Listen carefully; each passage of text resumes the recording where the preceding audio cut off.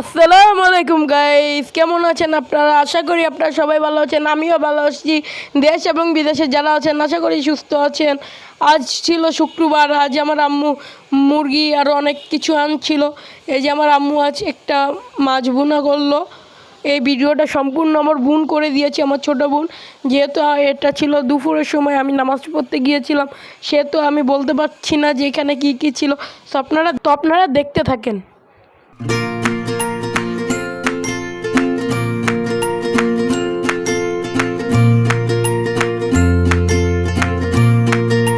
এই যে এখানে মাঝি দিয়ে দিচ্ছে ভুনা করার জন্য। এই তো হয়ে যাবে একটু।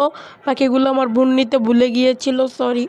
আর আজ এই তো হয়ে গেল। আর আজকে আমার মা আমাদের জন্য দু রকমের পিঠা বানিয়েছিল, খুব সুস্বাদু পুলি পিঠা এবং তালের পিঠা। দেখতে থাকেন আপনারা। এই তো চিনি বানিয়ে ফেললো, নারকেল বানিয়ে ফেললো, তারপর আস্তে আস্তে সব বানিয়ে ফেলবে। এই একটু পরে যে বানিয়ে ফেলেছে, এখন সব ভাজার পালা।